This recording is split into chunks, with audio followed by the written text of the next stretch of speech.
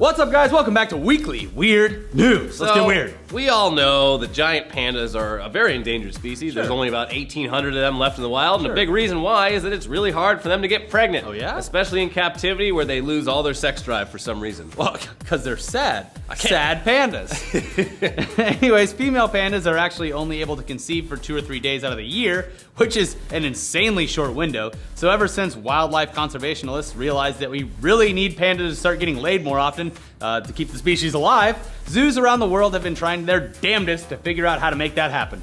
Well, the panda world may have found the Casanova it needs in Lulu, a male panda at China's Sichuan Giant Panda Research Center, who not only is totally down with this whole pandas need to have more sex thing, but he's enjoying the hell out of it. Yeah, he's making it worth his while. Yeah. Normally, panda sex lasts between 30 seconds and 5 minutes. 5 minutes, wow. No. One day. But Lulu set the annual record at the research center last week with an 18.5-minute lovemaking session with a very lucky lady panda named Z-Me. I think it's pronounced she may. Whatever. And I think she may be hitting Lulu up Oh. for child support in a few months. Woo! Bazinga! Anyway, this happened just a day after Lulu had already set the annual record for the year with another lady panda at 8 minutes. Jesus Christ.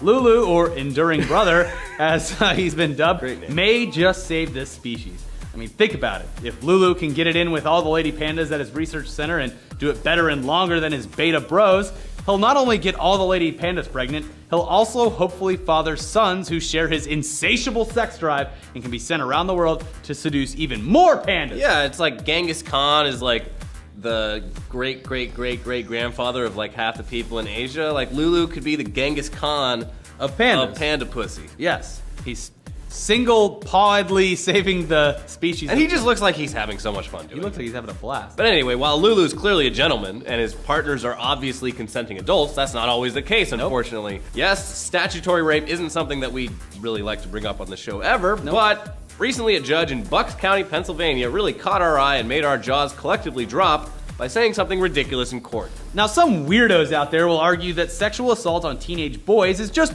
perfectly fine if it's coming from an attractive female teacher.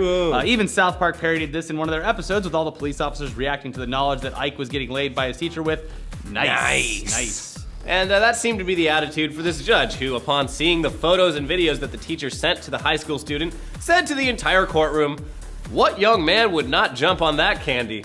Before handing down a very light 30-day sentence to the teacher, Erica Giannetti, shown here. Now, to be fair, he was using it as a metaphor, I guess. He said the photos and videos were like dangling candy in front of the teenager, and that's when he said, "What young man would not jump on that candy?" But still, what a fucking terrible metaphor for a judge to make in front of the whole room. Yeah, not to be outdone by this teacher, a recent contestant on Jeopardy inadvertently let his creep flag fly when he tried to answer the following question. In common law, the age of this, signaling adulthood, is presumed to be 14 in boys and 12 in girls. What is the age of consent? Yeah, sorry, dude, the answer is puberty. And also, we do feel bad for you for making an ass of yourself on national TV, but come on.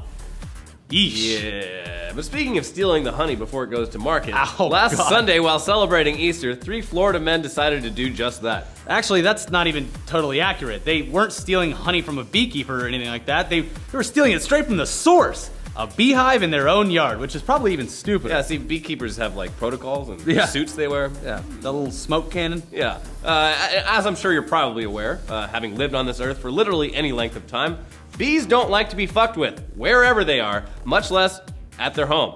And when you fuck with them, they sting you. Yeah.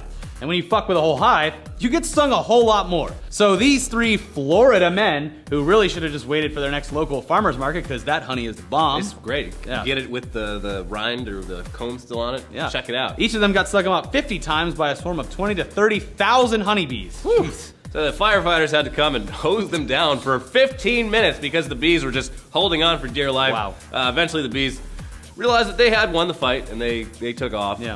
And then the men were of course taken to the hospital where presumably the honey comes in little single-serving condiment containers that don't involve being stung dozens of times. And cost $5,000 because they're in an American hospital. Well, actually, sir, those honey containers are very expensive. We're gonna put those on your bill, sir. Yeah, but suffering the wrath of tens of thousands of Florida bees is nothing compared to suffering the wrath of a Florida senator over some petty bullshit. Now, as someone who used to deliver pizzas in their youth, I can easily put myself into the shoes of the kid at the forefront of this next story who just happened to be at the wrong place at the wrong time and messed with the wrong rich senator. Yeah, so this 18-year-old pacey delivery guy was out on delivery one night, and according to his GPS, he was in the right location. But he couldn't figure out where the customer's house was, so he went up to a door, he knocked on it. The man who answered claimed it wasn't for him. Yeah, the driver went back to his car and then, according to his account of the whole situation, was approached by Senator Dean, who was carrying a handgun and wearing nothing but a bathrobe.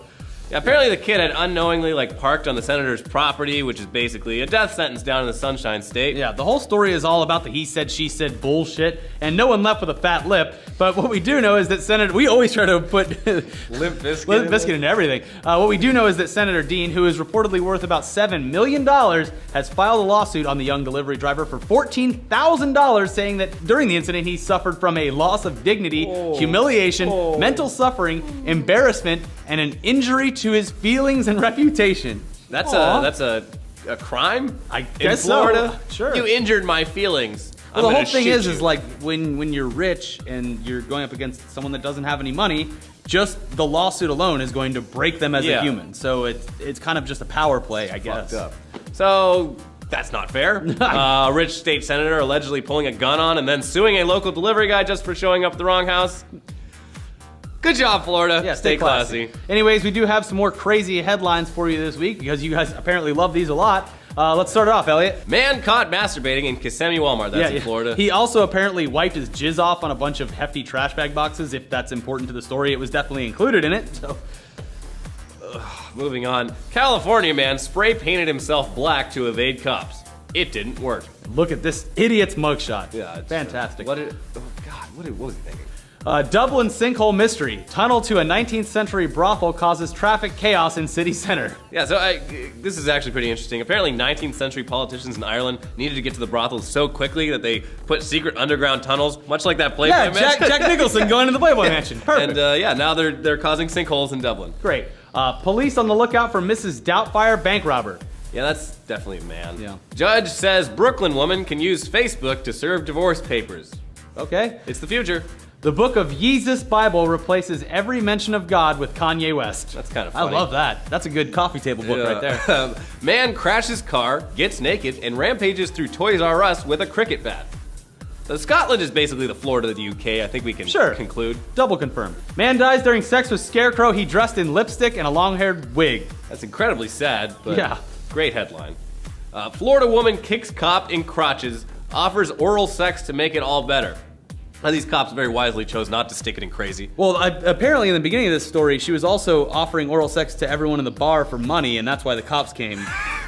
And then she offered the cops oral sex. Bunny Ranch hiring quality control testers. I mean, last week's story about the brothel testers in Germany is already spilling over into one part of the U.S., the one that actually allows brothels. Rural Nevada, yeah, that's...